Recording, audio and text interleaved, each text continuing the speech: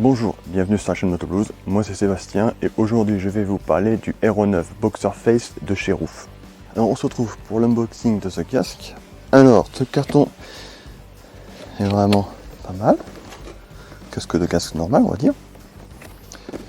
À l'intérieur du polystyrène pour protéger des chocs. Il y a une petite pochette et dans cette petite pochette il y a des petites mousses qui permettent d'ajuster la coiffe à votre morphologie. Les autocollants réfléchissants.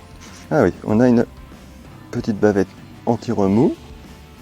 Ce casque est la 5e évolution du modèle original, le Boxer V8 de la marque française Roof. Il se compose d'une coque en fibre de verre, d'un intérieur en tissu qui est traité antibactérien, qui est aussi démontable et lavable. Le casque est fourni d'une visière teintée 50% d'origine qui est anti-buée et anti-rayure, ainsi qu'une boucle micrométrique. Alors celle-ci marche très bien et s'ouvre très vite grâce à la petite languette qui est présente ici. D'autre part, ce casque bénéficie de la double homologation intégrale et jet. Alors comme vous pouvez le voir, il y a des aérations un peu partout sur la face avant, une sur le dessus et un extracteur d'air à l'arrière. Une fois sur la tête, vous pouvez fermer la boucle micrométrique. Alors elle possède plusieurs crans.